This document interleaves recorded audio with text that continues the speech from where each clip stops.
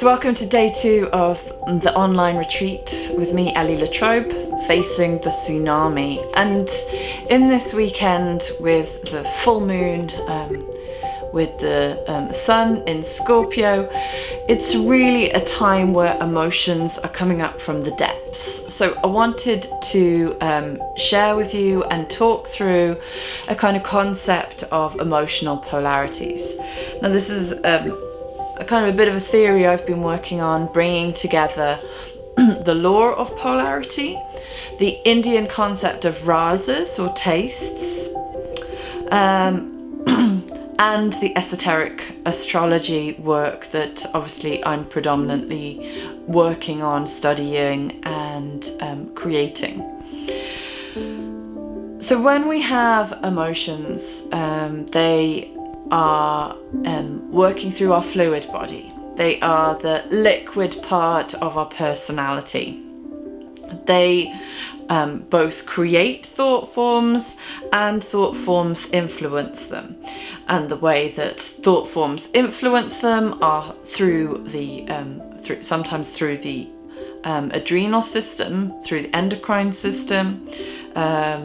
When we start to get anxious and worried, we are stimulating kind of fear, and this adrenal starts kicking in and we start to kind of physically feel the sensations of fear. So our physical body, our emotional body and our mental body are completely intertwined, both upwards and downwards. Obviously, physically, if we get hit, we go into shock, we might feel fear. A wild animal comes out of nowhere, our physical body is the first one to react, and then we don't even feel the emotion until after our physical body is moved out of the way. Although probably not many of us are getting this exposure to wild animals right now. So from the Indian concept of emotions, we have these tastes, these rasas. And these tastes are what flavour our life. Emotions are what give life that kind of pleasure and pain, right? They're what feels good or doesn't feel good. It's a feeling, but it's like, if you have a food that you like, it's pleasurable, it tastes good. And if you have food that's sour, it doesn't feel good, you want to spit it out. You want to get rid of it. And we don't like feeling or tasting these difficult emotions. In the kind of the theory of rasas, there's only kind of 5 positive emotions and 5 negative emotions. When you start to get into labeling emotions, I think I'm going to give you some examples and I will work through those 10 and chuck in a few extras. But you yourself will have your own way of identifying what an emotion is you're feeling. So over this weekend, you're feeling a form of anger, a form of fear. You can drill into that and work out what type of anger that is, what type of fear, what type of shame, what type of guilt, what type of regret, what type of sadness or grief is arising. And you can give it your own words, right? So in the Indian concept, we are trying to work from bring our negative emotions through a place of peace, of non-emotion, to then work to almost select, be able to go, okay, I choose joy in my love, law of attraction. I want joy. I will do the things that bring joy into my life. I will neutralize this negative emotion by utilizing my practices such as meditation, such as mindful walking, such as breathing techniques or relaxation, to bring all of those physical things down, to calm my heart rate, my breathing rate, to slow things down, that will have an effect then on my literally my hormonal system, my endocrine system gets a break, my adrenals get a break, I feel calmer. I feel that peace. And from that place of peace, then I am able to create the thought forms, law of attraction here, the thought forms of the things that I want that may bring me that joy or that happiness. We're always striving for happiness, you know. And happiness is actually, it's our birthright. It's what we have actually under it all. We have this innate happiness of being in these bodies and being here right now. But the thing that this kind of concept misses is if we are working with it, sometimes we start to reject these negative emotions. And although ultimately we are working through our mindfulness, our breathing, our meditation practice to neutralize our emotional bomb, the latent emotions or negative emotions that we're feeling or trying not to feel are still there. So what I've been asking you to do in this retreat, and if you're just watching this and you haven't been, whatever emotion has been arising right now, a really helpful thought experiment is to bring in the law of polarity. So the law of polarity states that in all of existence, everything is dual, everything. And I've talked about how, every single atom of your body is also a vibration. So it is all, it is all light and form. Everything is dual. So this is a key concept of the law of polarity.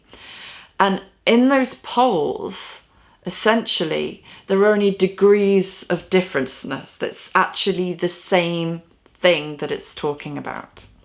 So if you go back to your positive and negative emotions, we have these polarities of emotions that are in fact the same thing, but they're just different degrees. So for sadness, sadness and grief, the opposite pole would be happiness. And only by knowing if something feels sad do we know what happy is, just to simplify it. I'll give the examples and then we'll go into greater detail. So we have happiness and sadness. We have anger and peace. I mean, that's a kind of hard one to work out. How can we have, almost like, can we have peace without war? How can we know what peace is without war? I mean, you're like, oh, I know, we don't have to have war. I want peace. I just want peace. So I'm going to avoid all forms of anger until I get my peace. And then we have the classic, courage and fear. And that's almost the best example of it. How can we know what courage is without knowing what we're frightened of? Because the only things that we're going to be courageous are when they're things that scare us. When there's living in fear, inert to do anything, and then taking control of the reins and driving forth and showing yourself.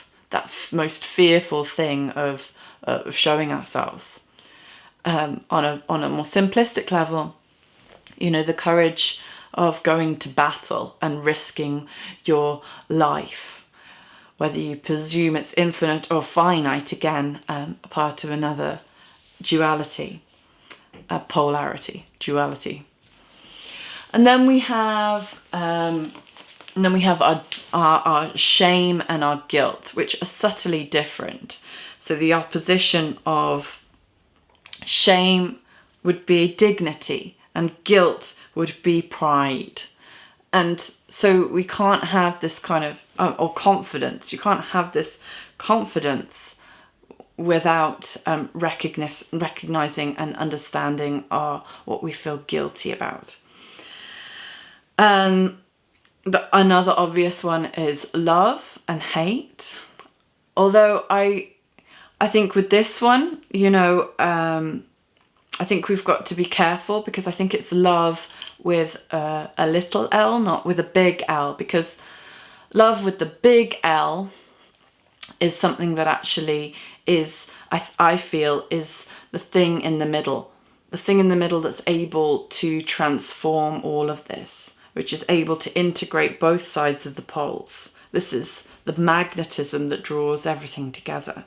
So the little love and little hate, you know. And hate, again, you could argue that hate is built up of a bunch of anger and fear and disgust and all those other emotions in itself. A compound emotion, if you like.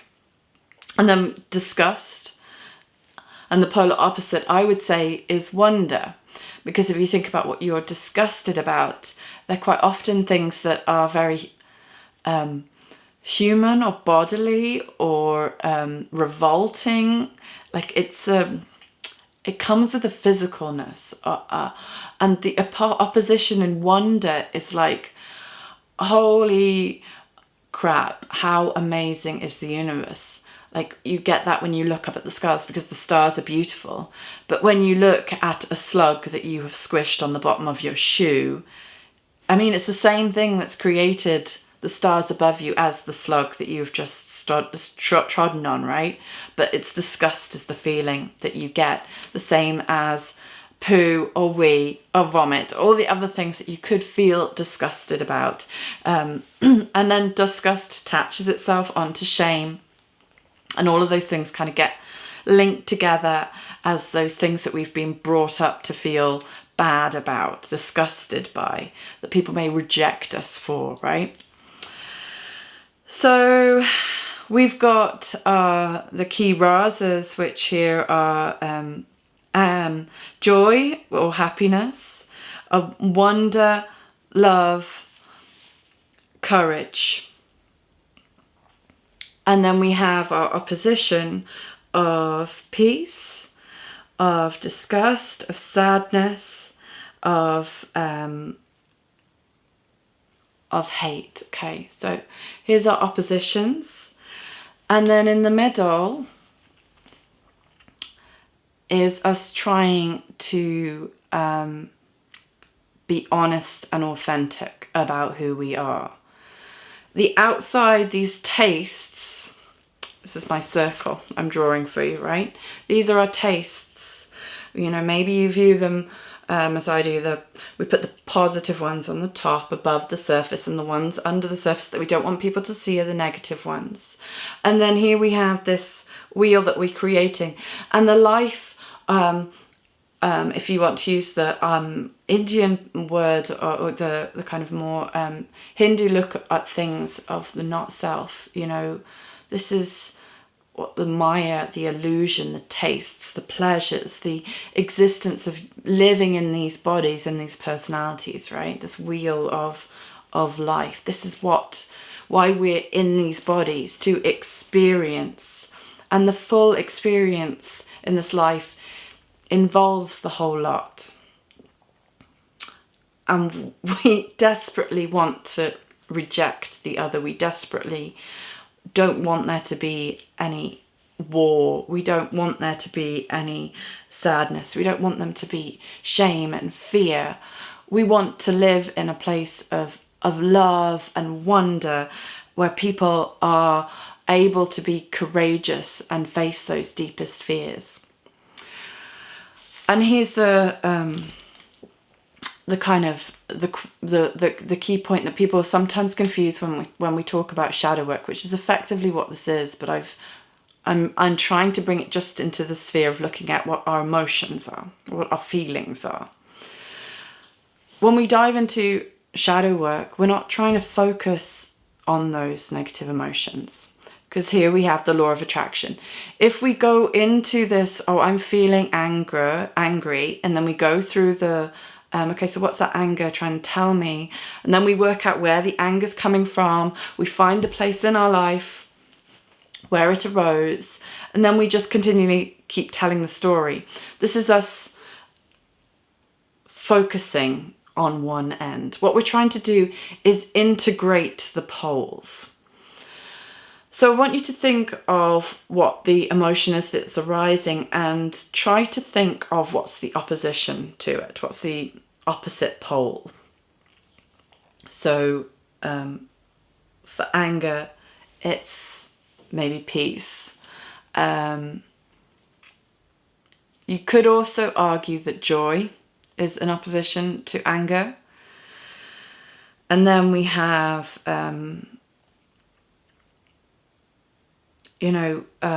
fear's coming up, courage. If sadness is coming up, we have happiness. And their happiness I would associate with joy. A joyful experience. So think about what the opposition is, and there we want to see whether on that polarity, if we are rejecting one pole, are we rejecting the other pole as well? If we can think in our life where joy is, where our love is, where our wonder is, whether we feel like we have pride in who we are and where we are through whatever we've been, whether we can hold ourselves with dignity, whether we feel like every relationship we get into, every interaction we're faced with, we get anger. And maybe we're getting the thing that we are so desperately rejecting. So this is where the work that we're doing today and tomorrow is so important. Because by bringing that part of our emotional being that's kind of fragmented off us, and I explained in the full moon meditation that mine's definitely anger, complete rejection of anger, through lots of different reasons in my upbringing. And now as an adult, it feels like anger is everywhere, And really, part of my integration process is finding a peace in myself just to be who I am. A peace just to be, not to do, which is kind of where anger kind of leads us, when it's not properly diffused. It's just doing, avoiding, busy. I don't want to feel this. I reject this. I don't want this. And then it just comes back. So how can I learn more about that part of me so that I can bring the other part back in? I mean, definitely, joy is can be brought around a number of them. That's why I'm not going to put up any diagram here, like in all my suggestions. I think, we have to go away and think about what our polarities are. Joy is a really interesting one. I've written countless times and countless vision boards of, I want more joy in my life. I want more play in my life. But without doing the work on the bits of me that feel shameful or embarrassed, then play becomes hard. Joy becomes a really challenging thing to get, because the other side is rejecting the whole polarity. Sadness, shame, you could kind of can't merge it all together. That's why words are really limited. So when we do this little meditation now, see what words come to you, and just to finish up my train of thought, if the outside of the wheel is the kind of tastes and the experiences, the inside of the wheel is where our most authentic self is. This is the heart, your consciousness, your soul, and your soul is love. It's the love aspect of who you are, is your soul. So second ray stuff for those of you who've dived into the 7 rays. And this love principle unites the poles together. So the more authentic we get, the more we show of people, the more vulnerable in a way. And it's weird, Brené Brown does a lot of work about vulnerability and courage. And in my words, vulnerability is really showing and shining your soul through your personality. It's really showing the world who you are, breaking the ego. There's nothing protecting you. It's vulnerable. It's like you've got no armor on anymore. There's nothing protecting you, because you can be honest with people about the things that you're scared about. You can have those difficult conversations with those people that you love about why you're angry.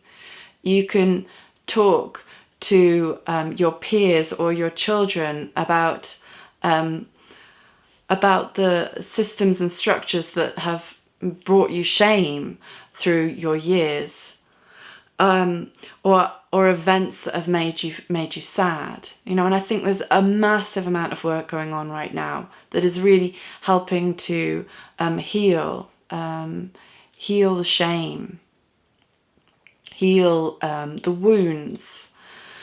And really, this is my theory of what's going on right now. We are having to slow down so that we can heal those wounds. We can deal with the trauma that's arising. We can deal with the mental issues, because we've put so much armor on to protect ourselves, to not let anyone know that these negative emotions exist inside of us, to desperately not show people that we feel, that we hurt, that we have this body of disgust or shame or sadness or guilt or anger, that we could be like that. And in slowing down and feeling those emotions, it's uncomfortable. And in the world, we are starting to see bits of society that's uncomfortable to see. Like everyone who's white is having this awakening that, actually we haven't done enough. The systems and structures are still there that we haven't stood up for, that oppress anyone of colour. There are still structures and systems that oppress, that change the take the levelness out of the field in gender, that bias against a binary gender system. There's so much that's coming up right now, and I feel that only by really being vulnerable, by really having these difficult conversations, whether it's just to ourselves, about ourselves, whether it's to our closest partner, our partners, or parents, or children, brothers and sisters, can we really create these ripples of healing? And the world has this body that needs to be, body of trauma, body of wounds, that it's time to heal. So that's why we're here. So coming into a comfortable seated position, grounding through your feet, sitting up nice and tall, palms facing down on your knees, lifting up through the crown of your head.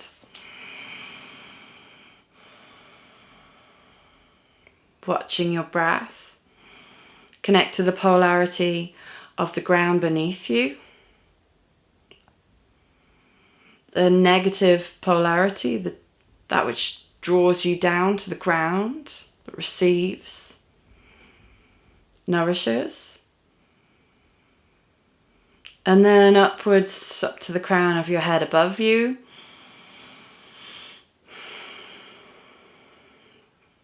Opening up to all the light and life above you, and drawing that light and life down through your body, through your feet to the ground beneath you. And just feel your duality, your spiritual and your physical, your soul and your personality. Rubbing your hands together and bringing your hands to your heart. And asking yourself how your heart feels. Feel the beat of your heart.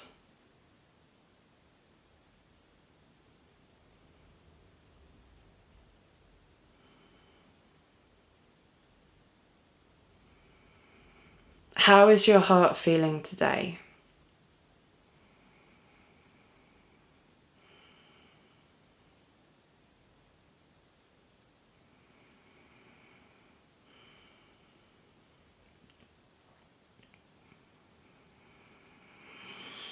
Whatever it's feeling, ask it what it needs. And see if you can breathe into that place, giving it what it needs.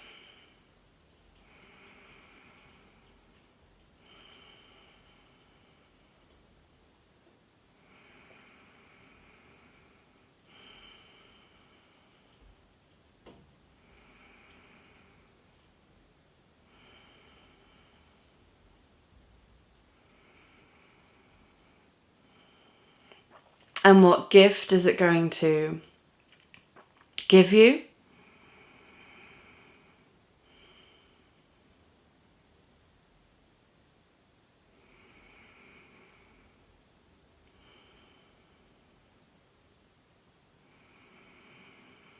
When you feed it what it needs. And up above the crown of your head, find that star, that solar star above your head.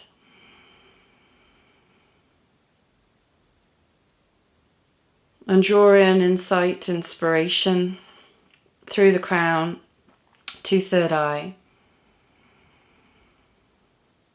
to this place of higher wisdom. And know in your mind what that shadow is, what that emotion is, or emotional matrix. Maybe it's a couple of emotions that are arising.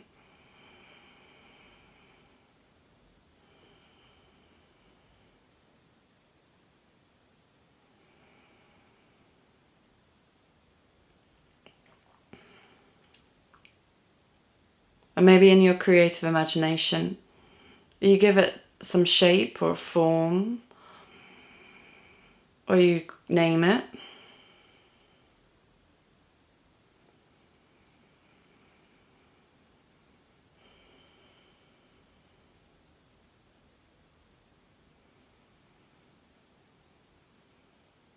And you ask it what's its opposite. What is its emotional opposite, its emotional polarity?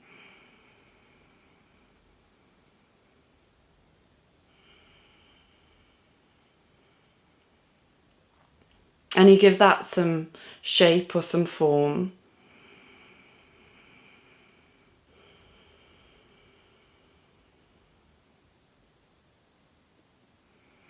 And like two lovebirds, bring them together in your heart and ask them what they need.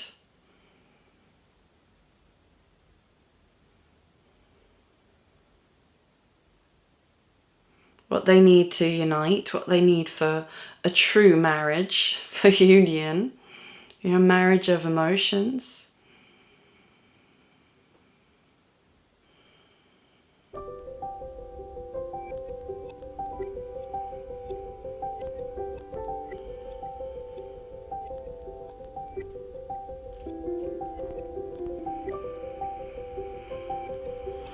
And sit there for a few more minutes, feeling what you have to feel, knowing what you have to know.